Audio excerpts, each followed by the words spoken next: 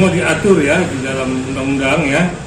Jadi apalagi orang ini kan pernah melakukan kekerasan seksual ya, dan pernah dihukum 7 tahun ya. Jadi tidak berapa lama lalu dia baru keluar dan dia sudah melakukan aksinya lagi.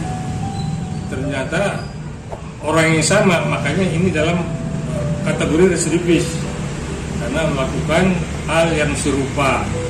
Sekarang memang anak di bawah umur 6 tahun, anak warung kopi ya, diculik oleh seorang pemulung.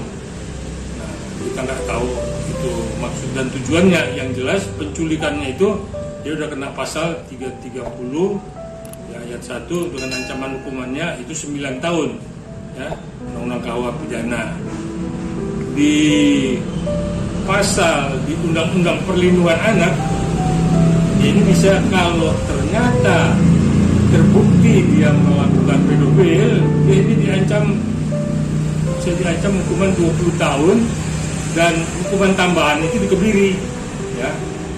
Jadi artinya mungkin penyidik sedang membongkar ke arah sana, kemungkinan dan kebenarannya itu seperti apa ya. Dan tidak menutup kemungkinan anak ini juga diperalat untuk mengemis ya. Anak-anak itu tidak ngerti apa, ditaruh di gerobak. Jadi si pemulung ini tidak hanya memulung, mungkin ditampilkan untuk mengemis juga. Nah, ini juga mengeksploitasi anak di bawah umur. Nah, jadi pasal ini berlapis-lapis ya. Jadi kita apresiasi pihak kepolisian yang telah mengungkap dan secepat itu juga menangkap pelaku ya. Kurang lebih hampir 1 bulan ya, tapi terungkap ya, supaya memang bisa terjawab motivasi dari penculikan itu.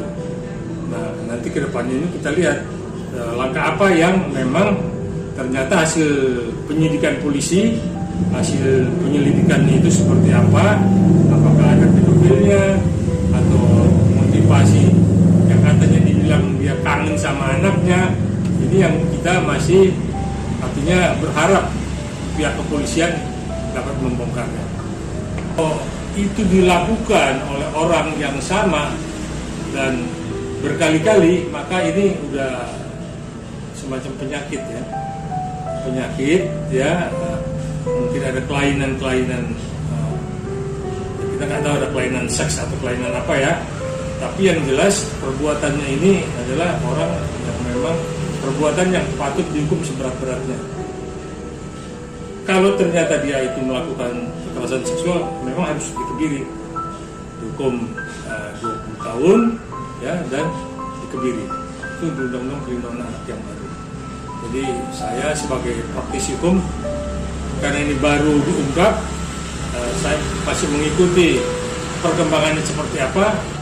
Nah, mudah-mudahan pihak kepolisian cepat menyampaikan ini kepada publik supaya masyarakat tidak bertanya-tanya ada apa di belakang itu.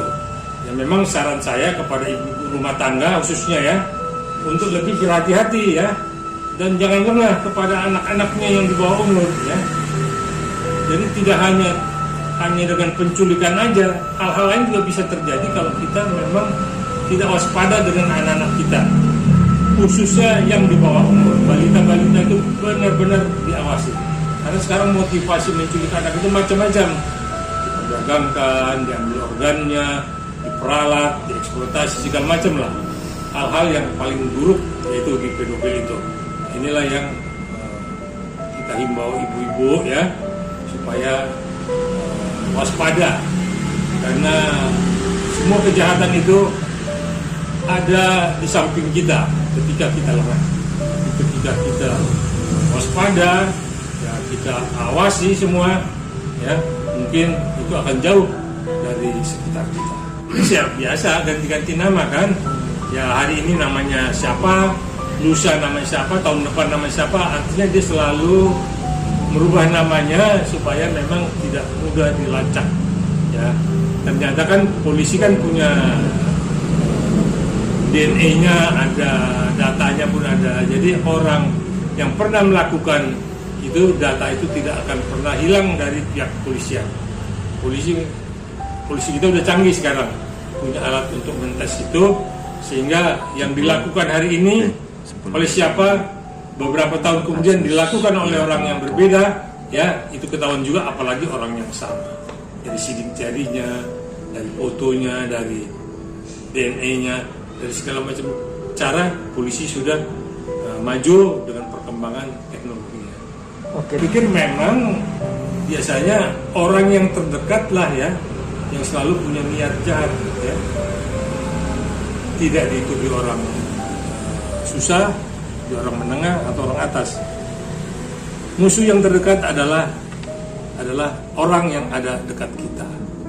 Itulah musuh yang cepat datang adalah orang yang dekat kita. Itu udah pepatah ya. Jadi kalau dibilang si pemulung ini sering minum kopi di situ, bergaul di situ, apa segala macam itu, dia akan menghilang sebentar, kembali ada maksud lain seperti menculik anaknya ini. Kan tidak disangka kan orang yang kita percaya, orang yang kita yakini tidak akan berbuat jahat, ternyata dialah orang yang berbuat jahat dengan nama yang dia ganti-ganti. Mungkin dulu dia pakai nama siapa, ketika bergaul di tukang kopi sambil mengintip anaknya itu, dia pakai nama lain, hanya untuk mengawasi dan bagaimana cara membawa anak ini lari dari mata ibunya yang memang lengah pada saat itu.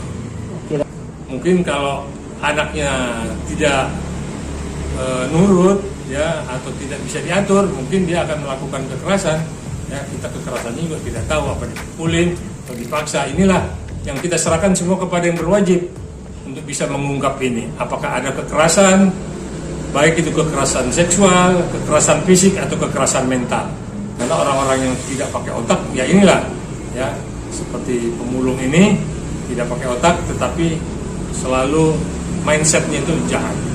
Nah, itulah yang kita apresiasi pada malam ini, pihak kepolisian berhasil membongkarnya. Mudah-mudahan semua terungkap, terjawab, sehingga kita tidak bertanya-tanya lagi. Sekali lagi, ibu-ibu harus waspada, jangan pernah lengah terhadap anak dan cucu.